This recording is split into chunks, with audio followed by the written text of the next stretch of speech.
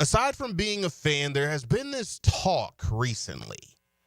If you look at NBA Twitter and you look at Lakers Twitter, to be more specific, to where individuals are saying LeBron is washed, Father Time is finally caught up to him.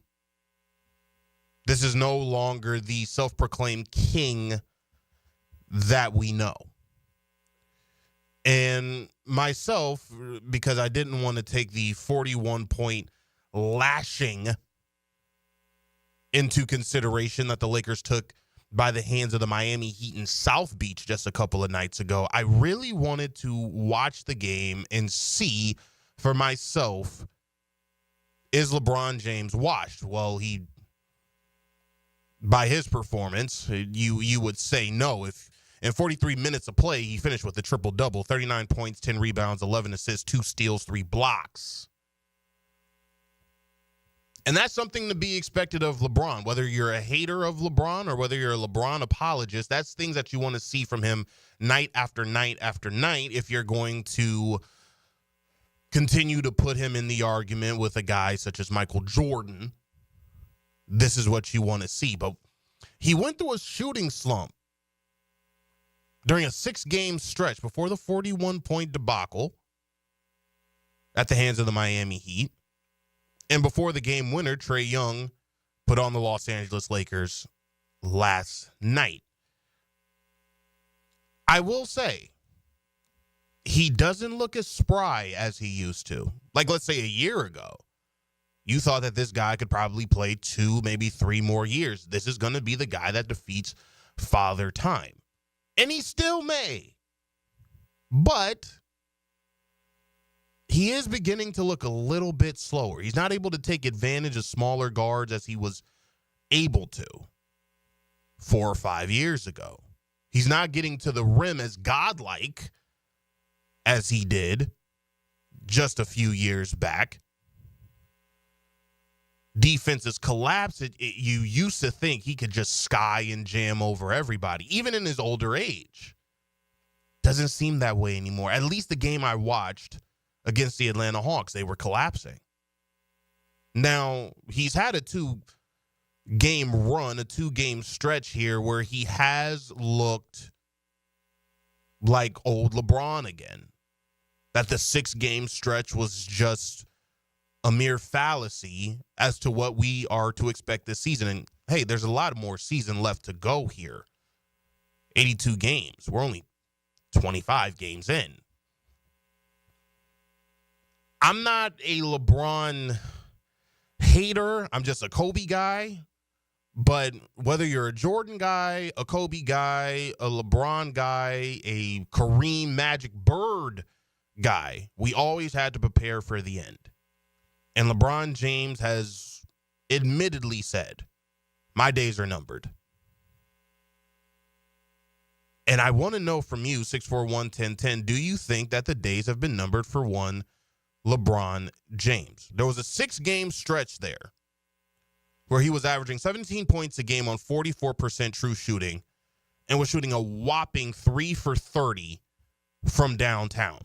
And his misses from beyond the arc weren't hits the back of the rim or gives you that legendary Ralph Lauer call in and out. It's, oh my God, somebody close the window. Is there a draft? Is there a breeze coming in? He was missing as bad as I do on Thursdays when I play basketball. Bron, start coming and play with us, man. Get your confidence back, right? From mid-range, shooting about 11 for 23. Not bad.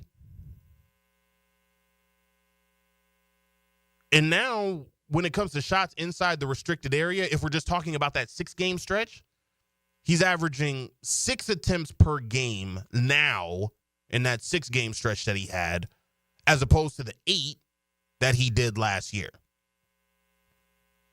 So, is this an age issue? Or is this something that everyone has? This is just a normal shooting slump, which is something, honestly, we've never really seen from LeBron James at the peak of his powers. we've never really seen him have a slump in a 6-game stretch like this. But he was able to say something, I believe it was to Dave McMenamin, after either the Minnesota game or it could have been the Miami game, where he says, listen, how you get out of a shooting slump is you continue to work. And you continue to shoot those shots in practice, and you try to shoot yourself out of the slump. That's what great players do. And young players that are out there listening, that's what you should do too. Continue to work. But what we do understand is ball players, whether you ball in a rec league or you're hooping overseas, or if you're playing for, let's just say, a team like the Jacksonville 95ers, if you're in a shooting slump, it can mess with your confidence. And for a guy like LeBron James, this can mess with his confidence. Again, I'm just talking about that 6-game stretch to where now teams mentally, they're not playing you for the jump shot. And now you're trying to force yourself into a rhythm. You're trying to force yourself into a flow. But if LeBron James is not hitting those outside shots, it now makes it harder for you to have those passing windows to a guy like Anthony Davis, maybe a 3 to Dalton Connect. It's now also harder for you to drive into the lane, because now the teams are expecting for you to drive because you went 3 for 30 in your last 6 games from downtown.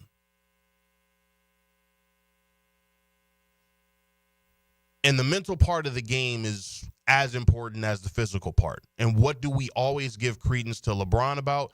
He is a cerebral guy. He's always thinking the game.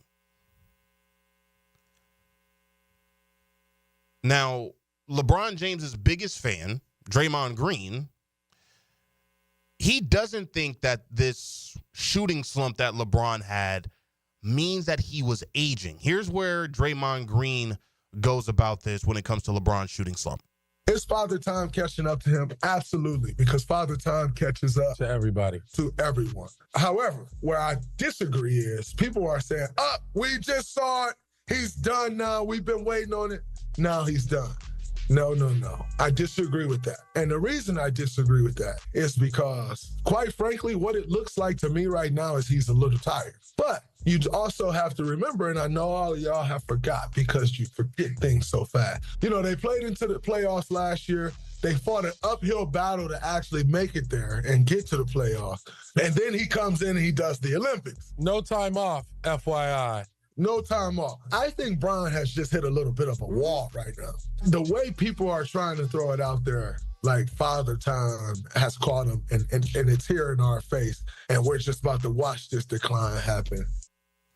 Now everybody's allowed to hit a wall.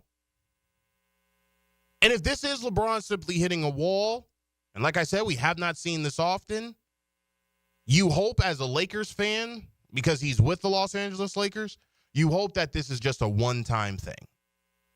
And that what you saw against the Atlanta Hawks is going to be more of the norm. Because I didn't hear anybody really talking about Father Time was catching up to LeBron James, where he had 2, 3, 4 games in a row where he had a triple-double. This season, I wasn't hearing that Father Time had caught up to him. But this 6-game stretch before the Atlanta Hawks game and that Miami Heat game, now individuals are saying this guy is washed. Father Time is finally knocked on the door. That Amazon box is right at the James family compound.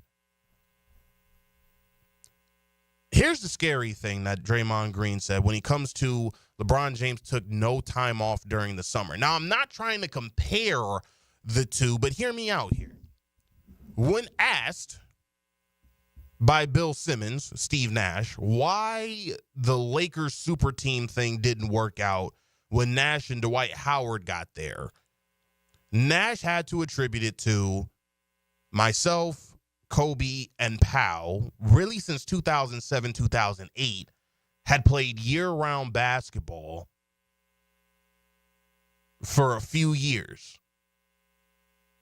Deep playoff runs. For Kobe and Powell, they were going to the NBA Finals. Then you're playing in the Olympics. Then you play another 82 games. And in Kobe's case, you're immediately going to training afterwards. Then you have another deep playoff run by the LA Lakers in 2010. Then you're playing in the FIBA World Games. going to the Olympics again. By the time we all got together, we're on borrowed time. You heard Kobe say that on ESPN First Take. He was trying so hard to get that 6th ring, but he uses the analogy of Icarus. I'm flying too close to the sun. My number was called. Achilles gives out. Tries to come back the year after, torn rotator cuff that he admits he didn't know about. But yeah, tore it.